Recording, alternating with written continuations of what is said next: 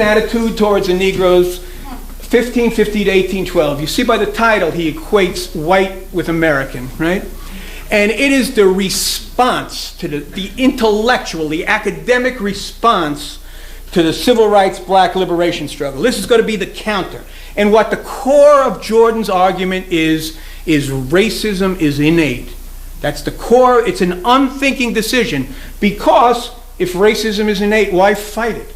You know, you can't change it. That's the way it is. No, but this is, in the academy, and I'll show you leading left writers who praise Jordan to this day, right? All right. So Allen says, well, I got to deal with this. You know, somebody's got to take this on, and that leads him back to the 17th century and how it all gets started. Next, Sean. So Allen now is trying to address the following questions. What is the counter to Jordan's argument? How do we explain 100 years after emancipation that white supremacy and white supremacism are still so strong in this country? Why wasn't there more struggle against white supremacism by European Americans? And what are the ideological arguments that undermine struggle against white supremacy? Sean? So, he concludes that race privilege system, and I think this is important, just going back to my own intellectual development stuff, because what he reasons that the bourgeoisie could not long have sustained this ideological influence over the proletarians by mere racist ideology. The idea alone is not going to do it, right? It's got to have some kind of material base. And he says it has to be given a material base in the form of deliberately contrived systems of race privileges. He maintains, and he's been maintaining consistently, and we will probe this much more deeply, that the ideology of white racism is inappropriate to these European American workers because it's contrary to their class interests, right? But he explained that he reasons, if race privileges are in the interests of the white workers, then the white workers should be better off where the privileges are most marked. And where are they most marked? In the South. But in fact, that's where the white workers fare worse, right? In terms of all the economic statistics and everything like that. Go on, Sean. But what Allen goes, and what really, again, struck me and impressed me and kind of shaped a lot of how I understood these things, he goes after what I would argue, are the two main ideological props of white supremacy amongst European American workers. The two main arguments that even if people are getting ready to wage the good fight, you know, kind of help beat it back, help beat that effort back, help sap it, right? The idea that racism is innate, that's Winthrop Jordan's argument. But the second one is the idea that white workers benefit from white race privileges. If they benefit, why should they oppose it, right? And he argues instead, as I indicated before, that we have to understand these privileges as a poison bait, like a shot of heroin. Go on. The unthinking decision is Winthrop Jordan's, right? Sean, next one. The too few free poor to matter. Edmund Sears Morgan is a professor emeritus at Yale. He was president of the Organization of American Historians, a leading American historian, cited in publications recently in praise, right? Morgan writes a book that got a lot of recognition for the writing on the colonial period, had many good aspects to it, but his core argument was that there were too few free poor European Americans in Virginia to matter. That's the case in St. Croix. That's not the case in Virginia, and we'll get into the statistics. That's not the case in the U.S., and I'm going to explain why, but it's got to do with all those European American laborers that are here. Go on, Sean. Morgan goes further, and I'm just going to mention this quickly for those who follow these historical arguments, because he puts forth something that you'll hear in the academy a lot, and he talks about the American paradox. The American paradox. And Allen says that whole argument is an assessment of white supremacism in a positive light. The essence of Morgan's thesis is that democracy and equality, as represented in the Constitution Declaration, were made possible by racial oppression. Sean, next slide. Morgan writes, the slavery of Afro-Americans made possible indeed was essential for the emergence of the notion of equality as the fundamental, and we've heard this throughout our education. Come one more, Sean. Racism made it possible for white Virginians to develop a devotion to the equality. Go back one, Sean. Just, go back.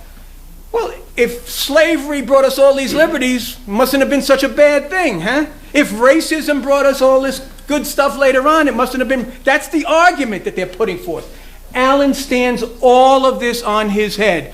When he talks about Bacon's rebellion, he argues, rather than the slavery being the base, he goes, it was only by extending what were liberties in England as racial privileges in Virginia that that the plantation bourgeoisie was able to impose the system of racial slavery and racial oppression. We'll get into that. Come on. Okay, Sean. So here's Allen. He sets out to write books. Okay, now we're going to get into the books. All right, The Invention of the White Race. All right, 2 volumes. Go on. Scholars, here's 5 of them right here, have described Allen's work as a classic. For those who came in early, I had 55 quotes from different people on how important this work is. They're on my webpage. You can read them with photos. You should read what people say about this work. He says, I begin this work with one assumption.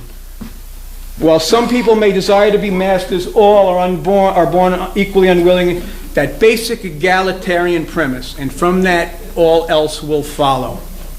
All right, volume 1, here's the contents, and I highlighted a few things. He's talking about racial oppression, social control. He's talking about Ireland, and I'll explain why in a second, Sean. Very thoroughly documented with his footnotes into marriage, Mountjoy's starvation strategy for Ireland, Scottish slavery, English plantations. Go on.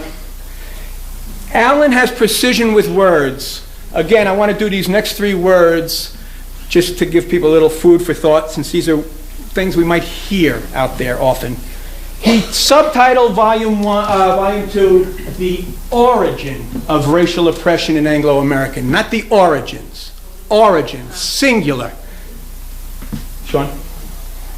He goes, origin has the desired specificity, like Darwin's Origin of Species and Engels' Origin of the Family, right?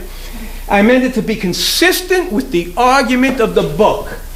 It's rooted in class struggle, the system of racial oppression that's imposed, right? It's not any pre-natural or pre-American prejudice. It's origin, not origins. Next.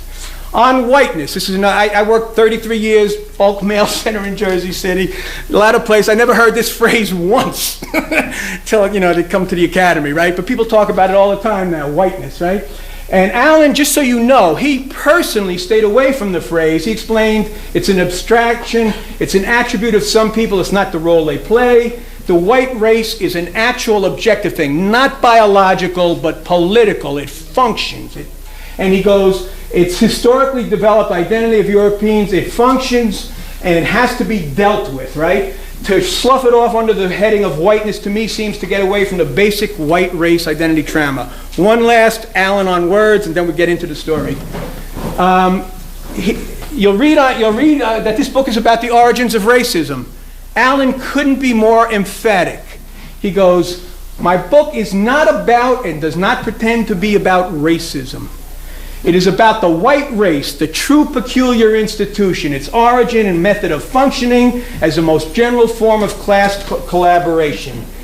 He goes further, and he goes, indeed, I generally stay away from using the word racism because of the ambiguity that the ruinous ambiguity which white supremacists have managed to put, because race, if you use racism in general, oh, black people are racist, you get all that. He goes, no, the focus is on white supremacism. If I've ever forced to use it, I'll use white racism, put it in quotes, but focus on what I'm talking about. Okay, purpose of Volume 1. The reason Allen writes Volume 1, and I should have had this here, he thinks the real stumbling block is this whole notion of basing our understanding of race on phenotype. So he goes, in Volume 1, he wants to cut the ground under from that understanding of race. Go on. He begins by reviewing the debate over slavery, racism, which came first. It's very interesting. That's the introduction. It's a very worthwhile read for people. He reviews a lot of the historians' good points and bad points. Sean? He divides the historians who've written on our topic into 2 basic categories, the psychocultural Jordan, Degler, socioeconomic, and he mentions a number of them, including Morgan, the Hanlons, Eric Williams, people may be familiar with. And he says he wants to strengthen this side of the argument because there are certain apparent weaknesses amongst the socioeconomics. Of all the historians writing in that early period when he's starting now in the 70s, the one who he thinks really nails it pretty well is Lerone Bennett Jr. If people are not familiar with Bennett, Bennett's a Morehouse graduate. He's the senior editor of Ebony magazine for many years.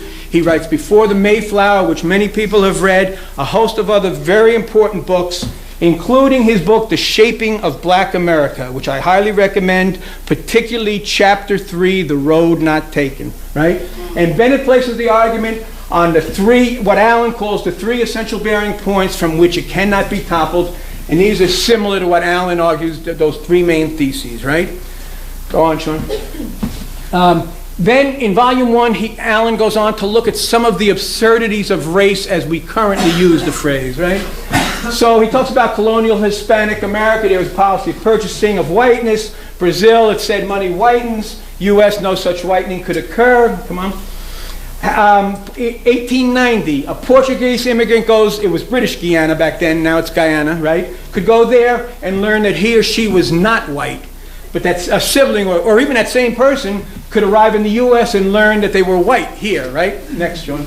This one I really like, 1907, same year, same country. The last Spanish census, right? Spanish are moving out, U.S. is moving in. Last Spanish census, Mexican Indians and Chinese were classified as white. In the first U.S. census, they classified as colored, and so on and so forth. Yeah, here's all the tortured 1/4, 1/16, one drop, same state, right? And go on. And yeah, it's worth reading and probably sharing with friends. Sean, flip. We'll keep moving. All right, one more flip. Okay, in the first of such absurdities, Allen wants to approach racial oppression as a sociogenic, as a sociological factor, not based on biology and skin color. So he says, I'm going to look at, and he also wants to look not on why the bourgeoisie had recourse to slavery. Basically, he believes they'll do it whenever they can get away with it, right? But rather on how they could establish that degree of social control. And this is just interesting for people who want to follow his arguments more closely. He understands racial slavery as what develops in this country, which I'm going to explain why, and that's a particular form of racial oppression, and he argues that when racial slavery ends, racial oppression still is reinforced, and that's why that question of why 100 years later we still have it, because all the core characteristics that existed under racial slavery retain with the racial oppression, and we'll go into that. Go on. Okay, then, thanks, Sean. The anatomy, by examining racial oppression, so he wants to look at the nature of the oppression, just as one would look at gender oppression or national oppression. He says there's firmer footing for analyzing its invention and peculiar functioning, and for confronting the theory that racial oppression can be explained in terms of skin type. This is very important. Again, this is what I was trying to recall a second ago. But he considers this phenotype, the skin-based argument, as they're basically the old ace in the hole of the races. They want to condition us to think that way. All right, coming on. So in order to deal with this, in order to look at the nature of the racial oppression, he takes a bold step. People had hinted at it before, but nobody did it with this thoroughness. I don't think that Allen did. He looks in an Irish mirror. And he basically argues that if we look closely at Irish history in Ireland, it presents a case of racial oppression without reference to skin color or phenotype. And why? Because Irish and English, the oppressor English, basically the same color. Right? Go on. His core argument is, and this is what several of the chapters in Volume 1 are devoted, because he's trying to cut the ground from the race-based analysis, so we look at the nature. Anglo-Norman rule back 1300 or so, and Protestant ascendancy from 1652 on, when it's religio-racial oppression in Ireland, and white supremacy in continental America demonstrate that racial oppression is not dependent on differences of phenotype. This is one of the arguments he makes, and he draws out in detail the parallels of the treatment of the Irish in Ireland by the British, which people familiar with African American history would recognize right away. You say, oh my God, this is so similar, right? I mean, it's striking. Specific examples of racial oppression that he talks on in the book, but the main ones he focuses on these two, but also American Indians in the 19th century he talks about, and we can talk later about why he focuses on that period. Essential elements of discrimination. Again, people familiar with African American history are going to know this, but he talks about how in the early period there's the destroying the original forms of social identity, right? You have African chieftains coming here being slave, right? And exclude the oppressed group from admittance into the forms of social identity normal to the colonizing power. That's two of the early characteristics. Go on, Sean. He lists 4 characteristics of racial oppression, goes into detail